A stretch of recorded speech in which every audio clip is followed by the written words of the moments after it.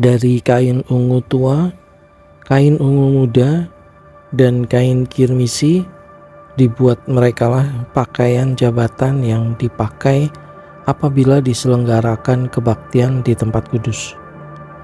Juga dibuat mereka pakaian-pakaian kudus untuk Harun seperti yang diperintahkan Tuhan kepada Musa. Dibuatnyalah baju efod dari emas, kain ungu tua dan kain ungu muda, kain kirmisi dan lenan halus yang dipintal benangnya. Mereka menempa emas papan dan dipotong-potongnya itu menjadi benang emas untuk dipakankan pada pakaian ungu tua, pada kain ungu muda, pada kain kirmisi, dan pada lenan halus buatan seorang ahli. Dibuat merekalah tutup bahu pada baju efod itu yang disambung kepadanya. Di kedua ujungnya lah baju efod itu disambung. Sabuk pengikat yang ada pada baju efod itu adalah seiras dan sama buatannya dengan baju efod itu, yakni dari emas, kain ungu tua, kain ungu muda, kain kirmisi, dan lenan halus yang dipintal benangnya, seperti yang diperintahkan Tuhan kepada Musa. Dikerjakan merekalah permata krisopras, yakni dililit dengan ikat emas, diukirkan padanya nama para anak Israel, yang diukirkan seperti meterai.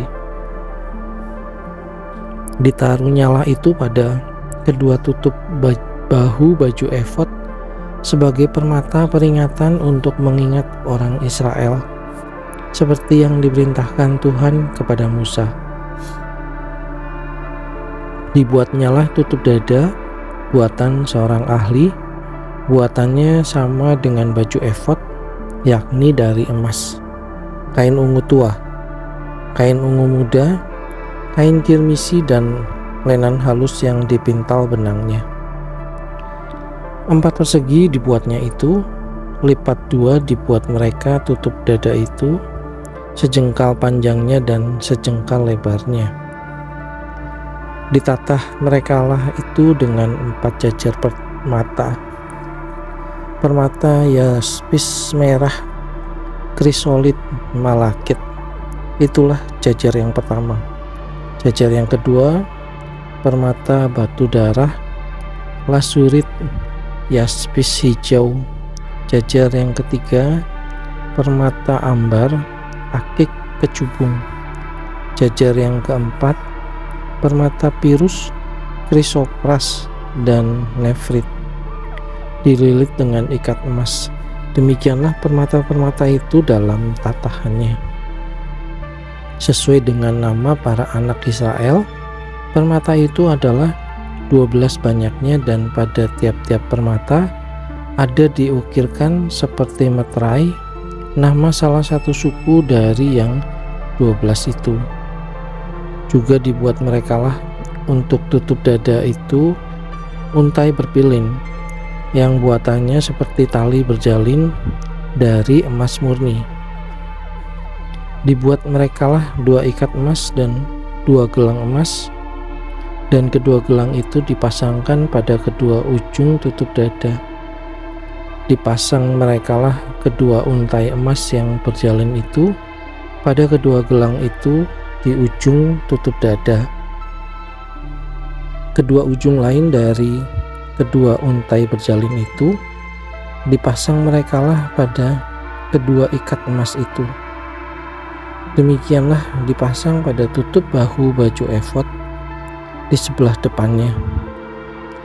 Dibuat merekalah 2 gelang emas dan dibubuh pada kedua ujung tutup dada itu, pada pinggirnya yang sebelah dalam yang berhadapan dengan baju efod.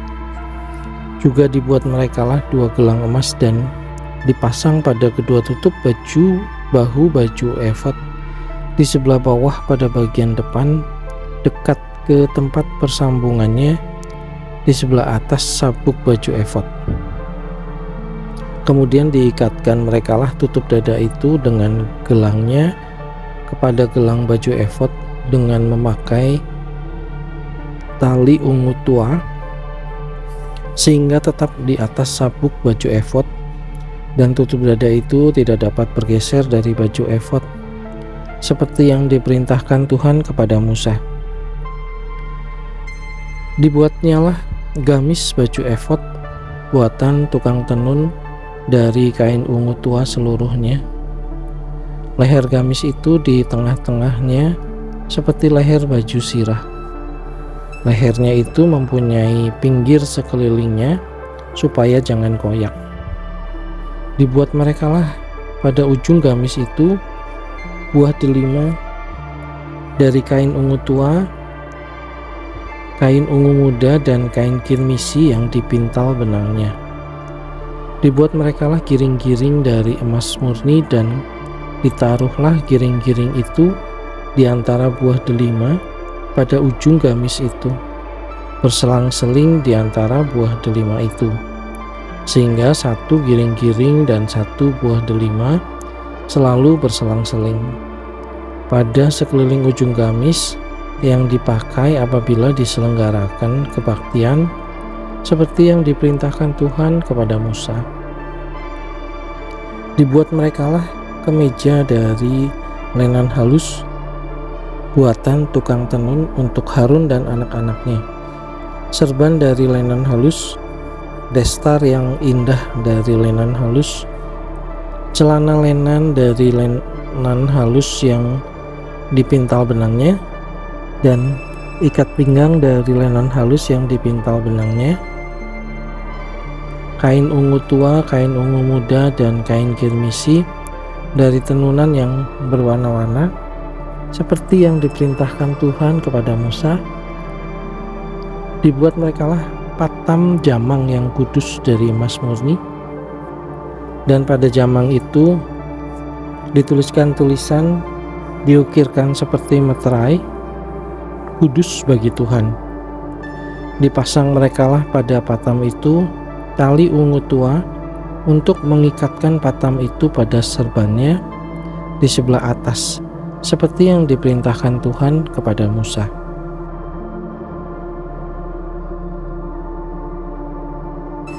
Demikianlah diselesaikan segala pekerjaan melengkapi kemah suci, yakni kemah pertemuan itu.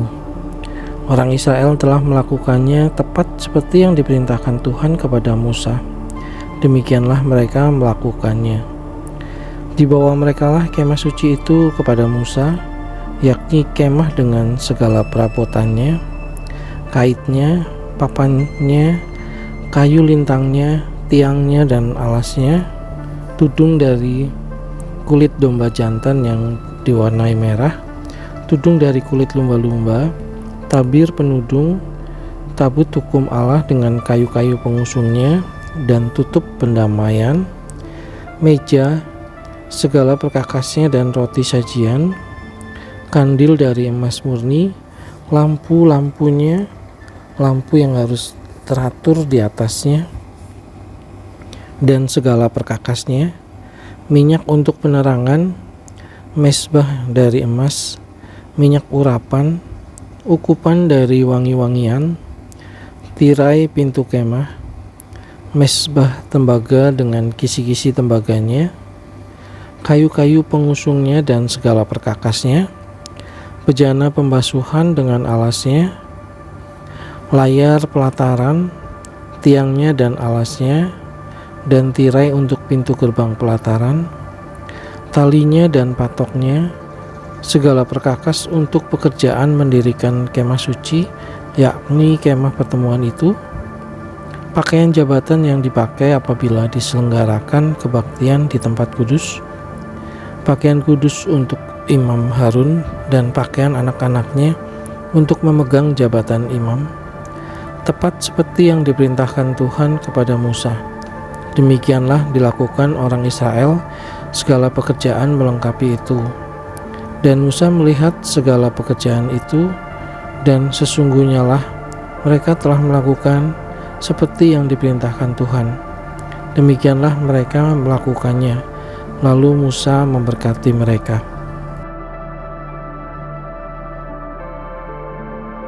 Berfirmanlah Tuhan kepada Musa, pada hari yang pertama dari bulan yang pertama, haruslah engkau mendirikan kemah suci, yakni kemah pertemuan itu. Kau tempatkanlah di dalamnya tabut hukum dan kau pasanglah tabir sebagai penudung di depan tabut itu. Kau bawalah ke dalamnya meja dan taruhlah di atasnya perkakas menurut susunannya. Kau bawalah ke dalamnya kandil dan kau pasang lampu-lampunya di atasnya. Kau taruhlah mezbah emas untuk membakar ukupan di depan tabut hukum. Kau gantungkanlah tirai pintu kemah suci. Kau taruhlah mezbah korban bakaran di depan pintu kemah suci, yakni kemah pertemuan itu. Kau taruhlah bejana pembasuhan di antara kemah pertemuan dan mezbah itu. Lalu kau taruhlah air ke dalamnya.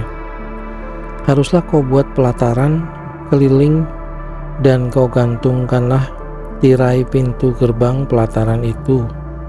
Kemudian kau ambillah minyak urapan dan kau urapilah kemah suci dengan segala yang ada di dalamnya.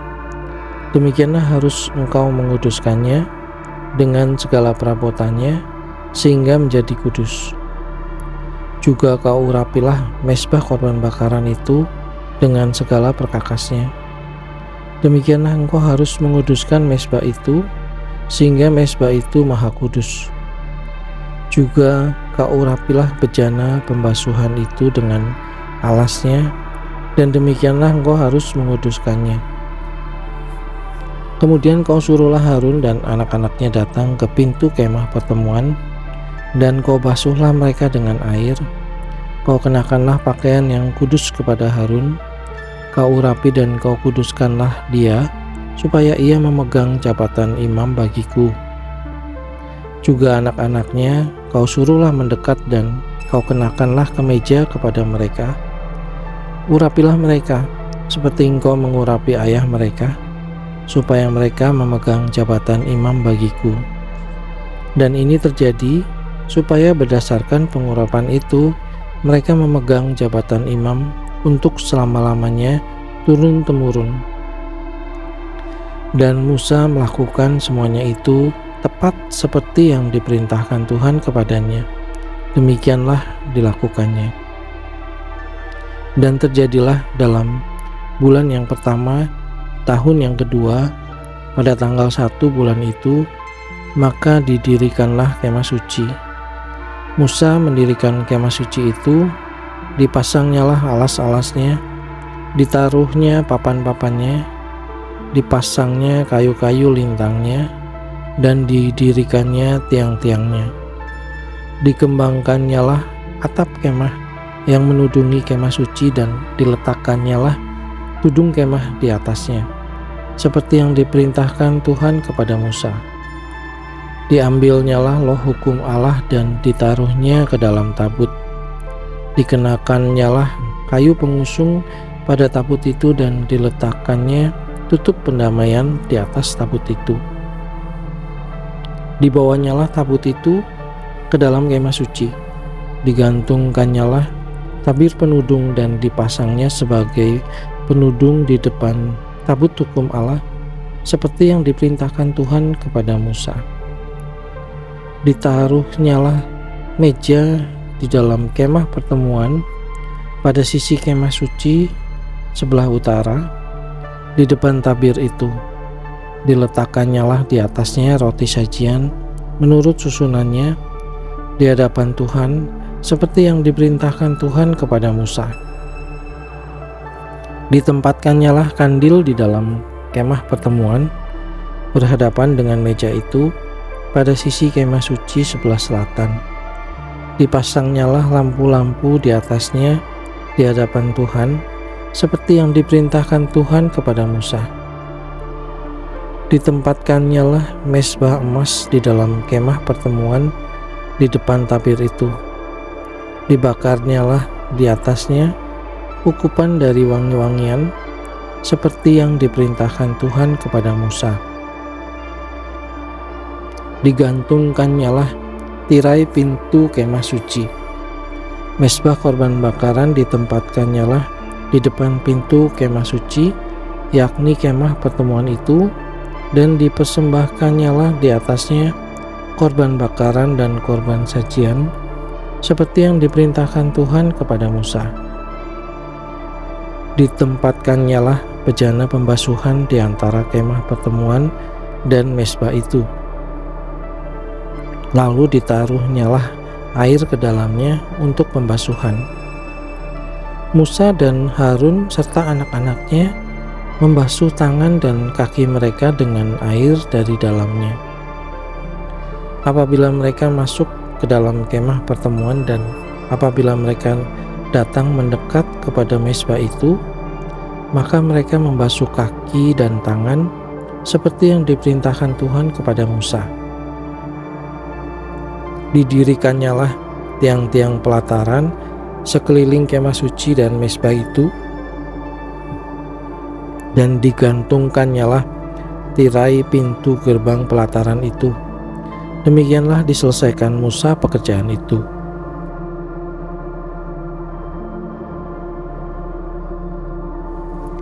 Lalu awan itu menutupi kemah pertemuan, dan kemuliaan Tuhan memenuhi kemah suci, sehingga Musa tidak dapat memasuki kemah pertemuan, sebab awan itu hinggap di atas kemah itu, dan kemuliaan Tuhan memenuhi kemah suci. Apabila awan itu naik dari atas kemah suci, berangkatlah orang Israel dari setiap tempat mereka berkemah. Tetapi jika awan itu tidak naik, maka mereka pun tidak berangkat sampai hari awan itu naik. Sebab awan Tuhan itu ada di atas kemah suci pada siang hari dan pada malam hari, dan ada api di dalamnya, di depan mata seluruh umat Israel pada setiap tempat mereka berkemah.